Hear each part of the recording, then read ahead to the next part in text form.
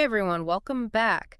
Today, we're going to be looking at, well, how to be unforgettable. Oh, that's a good one. Yeah, I thought so. It's something everyone thinks about at some point, right? Absolutely. Yeah. Especially, well, whether you're prepping for a date or just curious about, like, all the dynamics of attraction. Right, exactly. So this one's for you. We've got three sources to unpack. First up, we have this YouTube video, How to Be Unforgettable on a Date, from Matthew Hussey. He's a dating coach. Oh, I've heard of him. Yeah, he's pretty popular. And then we also have a Wikipedia entry on the evolution of desire. Ooh, that sounds interesting. Yeah, it's by David Buss, and it dives into mating strategies.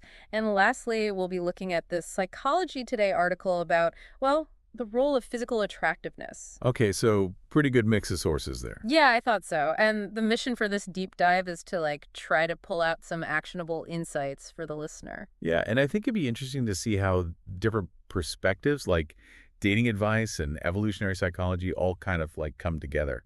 Oh yeah, for sure. So let's jump right in with Matthew Hussey's video.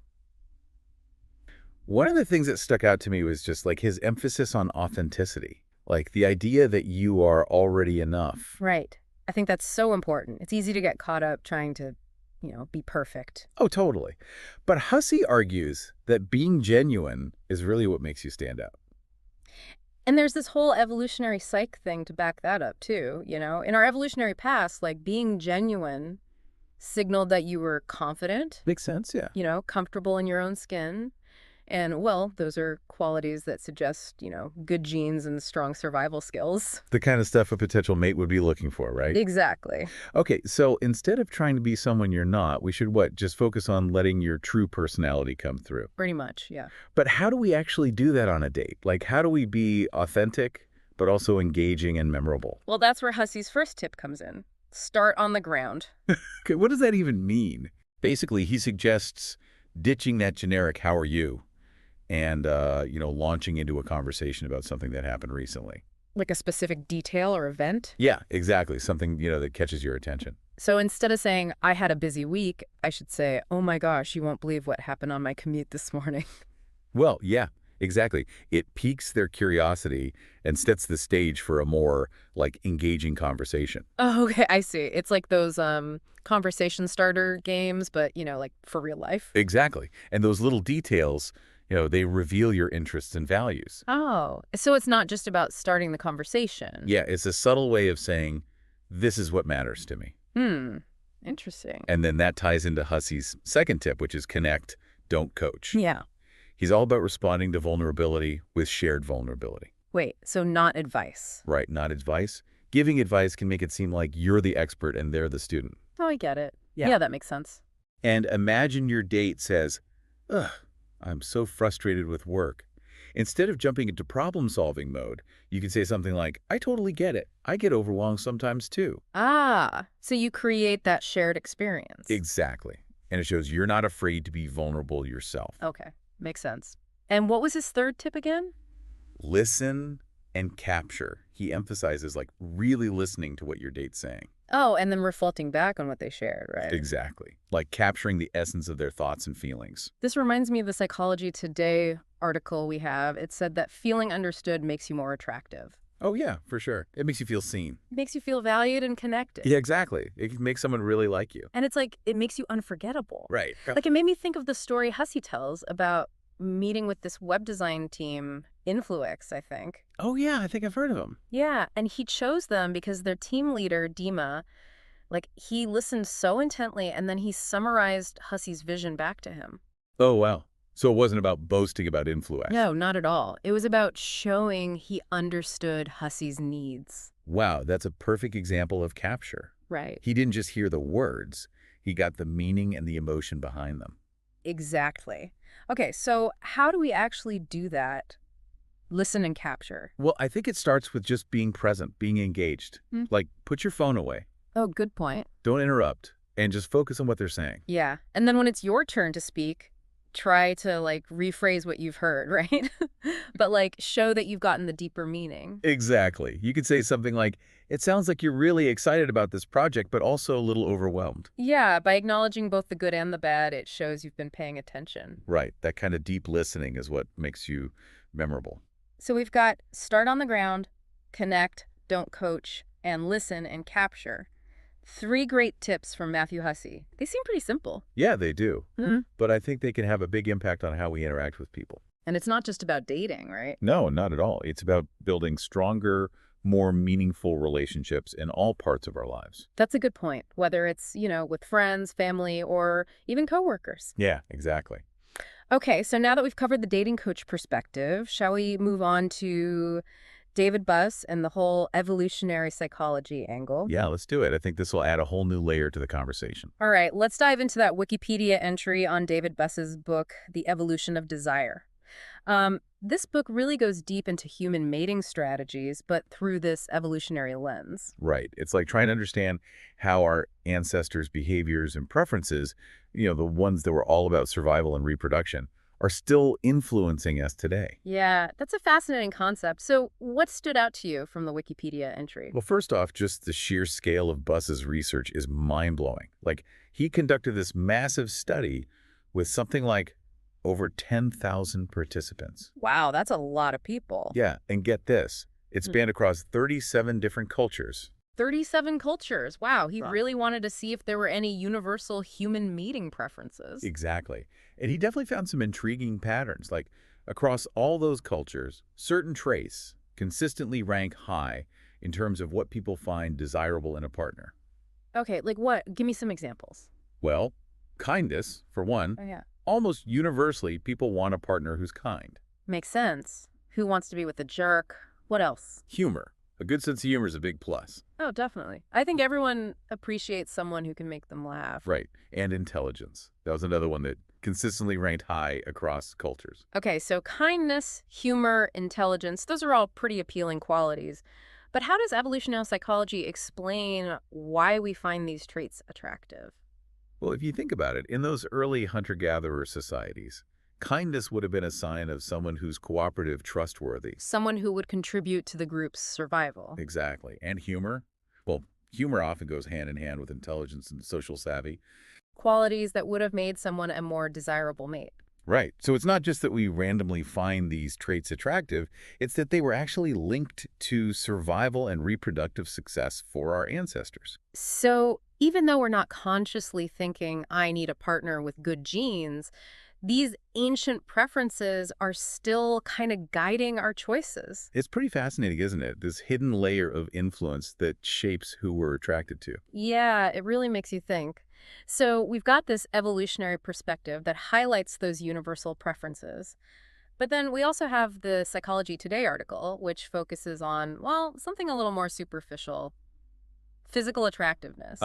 Yes, the elephant in the room. We can't ignore it, right? Right. Even though we've been talking about all these amazing qualities, physical attraction definitely plays a role in who we're drawn to. Absolutely. The article emphasizes that physical attraction is often that initial spark. It's what catches our eye and makes us want to know more. Exactly. But here's the interesting thing. The article isn't saying we all need to meet some impossible standard of beauty. It's more about finding someone attractive enough based on your personal preferences. So it's not about trying to look like a supermodel. Not at all. It's about recognizing that beauty is subjective. What one person finds attractive, another might not. Exactly. And as we talked about earlier, physical attractiveness is only one piece of the puzzle. Right. As relationships deepen, those shared experiences and emotional connection become way more important than how someone looks. And that's where those tips from Matthew Hussey become so valuable. Starting conversations in an engaging way, connecting through vulnerability, really listening, all of that helps to build that deeper level of connection that goes beyond just surface level attraction. So physical attraction might get your foot in the door, but it's those deeper qualities that determine whether you'll actually want to stay. Well said. It's a complex interplay of those biological drives we were talking about, but also personal experiences and conscious choices. So it's not like we're just puppets on strings controlled by our evolution. No, not at all. We have the power to make choices about who we want to be with. Choices that align with our values and goals. Exactly. Now, I think it's important to acknowledge that this whole physical attraction thing can sometimes lead to biases and unfair judgments. Yeah, that's true. We live in a world that puts so much emphasis on looks. It's easy to fall into the trap of judging people solely on their appearance. Right. And we need to remember that true beauty goes way beyond just the superficial. Everyone deserves to be treated with respect and kindness, regardless of how they look. Absolutely. And we can all challenge those narrow standards of beauty that society often pushes on us. It's about appreciating the unique beauty in everyone. Exactly. So we've talked about authenticity, shared vulnerability, deep listening, and this whole evolutionary perspective. But are there any other ways to make a lasting impression? What else can we do to be unforgettable in a positive way? Well, one thing that comes to mind is tapping into those shared passions. When you find someone who's just as enthusiastic about something as you are, it creates an instant connection. Oh, for sure. Like finding your tribe. Exactly. And those shared experiences, they create lasting memories and make the bond even stronger. So, like if you're really into rock climbing, find someone who shares that passion and go on an adventure together. Yeah. Or if you love food, explore new restaurants with someone who appreciates good cuisine as much as you do. It's about building a relationship on a foundation of shared joy and adventure. And those shared passions can also reveal a lot about a person's character and values. Oh, absolutely. Like if someone's passionate about volunteering, it shows they care about making a difference. Right. It's about finding those points of alignment, those shared values and passions that really create that sense of deep connection. And sometimes those shared passions can just emerge unexpectedly. How so? I'm intrigued. Okay, imagine you're on a date and you casually mention that you've recently taken up pottery. Okay. Yeah. And then your date's eyes light up and they're like, oh my gosh, I've always wanted to try pottery. Uh-huh. A spark is ignited. Exactly. And suddenly you have this potential shared experience that you can explore together. It's those unexpected moments that can sometimes lead to the strongest connections. It's like opening a door to a whole new world of possibilities. And I think that's a key takeaway here. Being unforgettable isn't about using some kind of formula or trying to force a connection. It's about being your authentic self, being present, and just being open to those unexpected moments. Because you never know where they might lead. Exactly. Now, on the flip side, are there things we should avoid doing if we want to make a positive impression? Ah, the dark side of being unforgettable. Right. And this actually ties into some of the stuff that David Buss talks about in his book, like the concept of mate guarding. Mate guarding. What's that? Basically, it's a set of behaviors aimed at preventing your partner from straying. That sounds kind of possessive. It can be. Yeah. And while a certain degree of mate guarding might be natural, it becomes a problem when it's driven by insecurity and a lack of trust. So instead of making your partner feel secure, it actually pushes them away. Exactly. And from an evolutionary perspective, it's not exactly a sign of strength and desirability. Right. Excessive mate guarding can signal that you're not confident in your ability to keep a partner. And that's definitely not the kind of unforgettable you want to be. So it's all about finding that balance between showing you care and also respecting your partner's independence. Absolutely. That balance comes from trust, open communication, and a healthy sense of self-worth. It's about understanding that a relationship is a partnership, not a possession. Well said. Now, another trait that can be a real turnoff is arrogance. Yeah, there's a big difference between confidence and arrogance. Exactly. Confidence is attractive. Arrogance, not so much. It's that fine line between knowing your worth and thinking you're better than everyone else. Right. And from an evolutionary perspective, arrogance could signal that someone's more concerned with their own status than with the well-being of others. So if you want to make a good impression, focus on being genuinely confident, not arrogant. Absolutely. And along those same lines, narcissism is another red flag. Narcissism is all about self-obsession, right? A lack of empathy and that constant need for admiration. Exactly. And while narcissists can sometimes be charming at first, their true colors eventually show. And those colors aren't pretty. Not at all. Narcissists are often manipulative and incapable of forming genuine emotional connections. Definitely not someone you want to be with long term. Nope. So watch out for those red flags and prioritize partners who are empathetic, kind, and genuinely interested in others. It's about recognizing that true connection is built on mutual respect and compassion. Exactly. And that brings us back to the power of choice. We've talked about those evolutionary drives, but we also have the ability to choose who we want to be with and to make decisions that are in line with our values. We're not just slaves to our biology. Right. We can use our knowledge and awareness to make choices that lead to healthy and fulfilling relationships. That's pretty empowering. It is, isn't it? And speaking of empowerment, I think another key to being unforgettable is the ability to make someone feel good about themselves. It's not just about being memorable, it's about leaving a positive impact. Exactly. When you make someone feel seen, appreciated, valued, they're going to remember you fondly. And that all goes back to those tips from Matthew Hussey, right? Starting with a specific detail shows you're paying attention.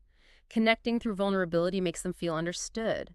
And listening and capturing makes them feel valued. Exactly. It's all about making someone feel good about themselves, which in turn makes you more attractive. It's like be the person you needed when you were younger, offer that kindness and understanding that you might have craved in your own past relationships. What a beautiful way to put it. And sometimes the most unforgettable moments come from the simplest Oh, gestures. tell me more. I love a good example.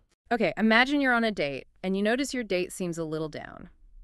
You could acknowledge their mood and ask if there's anything you can do to brighten their day. Ah, just a simple act of kindness. But it can be so powerful, it shows you care. Maybe you offer to buy them their favorite coffee or take a detour to walk through a park they love. Exactly. Small gestures can really make a difference. It's those small acts of kindness that often stick with us the most. They make us feel good about the world. And when you're the one offering that kindness, it makes you memorable in a positive way. It's like you're spreading that positive energy. Exactly. So being unforgettable isn't about being flashy or trying to impress people. It's about those genuine connections, those moments of kindness, those small gestures that make a difference in someone's day. It's about leaving a positive impact on the people we encounter. I think that's a beautiful note to end on. We've covered a lot of ground today. We have. From evolutionary psychology to practical tips to the importance of kindness and empathy. It's been a really insightful conversation, and I hope our listeners are walking away with a better understanding of what it means to be unforgettable. Me too. Ah.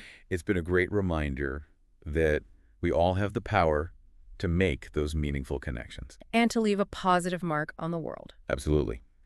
So now that we've explored all of these different ideas, I think it's time to distill them into some actionable takeaways for our listeners. Okay, so we're back for the final part of our deep dive into how to be unforgettable.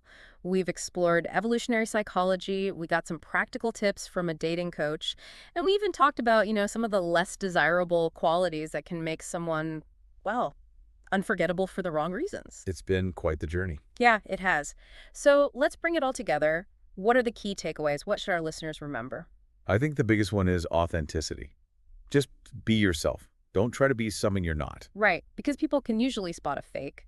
But it's easy to say be yourself, but harder to actually, do it, especially when you're trying to make a good impression. And that's where those tips from Matthew Hussey come in. Like starting a conversation with a specific detail instead of that generic, how is your day? Yeah, it shows you're paying attention, that you're engaged with the world. Exactly. And it gives the other person something to connect with. And when the conversation gets deeper, remember, connect, don't coach. Right. Meet vulnerability with vulnerability. Don't try to fix their problems or offer unsolicited advice. Yeah, just listen, empathize, and share your own experiences. It creates that sense of, like, we're in this together. And when you are listening, really listen. Listen and capture. Reflect back what you've heard, but show that you understand the deeper meaning. It makes the other person feel truly seen and understood, which, as we learned, is a powerful way to increase attraction. Now, bringing in that evolutionary perspective from David Buss, we know that certain preferences like kindness, humor, intelligence are rooted in our evolutionary past. They're not just arbitrary things we find attractive. They're linked to qualities that would have been important for survival and reproduction. Right. But that doesn't mean we're slaves to our biology. We can use this knowledge to make conscious choices about the qualities we prioritize in a partner. And remember, physical attraction is just one piece of the puzzle. Yeah, it might be the initial spark, but it's those deeper qualities, like empathy, shared values, that determine if the connection will last. And those qualities are things we can cultivate within ourselves. It's about becoming the kind of person we want to be with. I love that. It's not about tricks or manipulation. It's about genuine self-improvement. And as that Psychology Today article pointed out, physical attraction is subjective. What one person finds attractive, another might not. So focus on being the best version of yourself. Embrace your unique qualities. Let your personality shine through. And even if those initial sparks aren't flying, there are other ways to make a lasting impression. Like what? Well, we talked about the power of shared passions. Finding someone who's just as excited about something as you are can create a really strong bond. Yeah, it's like finding your people. Exactly. And those shared experiences can really strengthen the connection. And don't forget about simple acts of kindness. Those small gestures can make a big difference. It's about making the other person feel good, about themselves and about the world. It's about leaving a positive impact, even if it's just a small one. So, to everyone listening, remember, you have the power to be unforgettable. Be authentic, be kind, be open to connection. This has been such a fun exploration, and I'm so glad we got to do this deep dive together. Me too. And to all our listeners, thanks for joining us. Go out there and be unforgettable.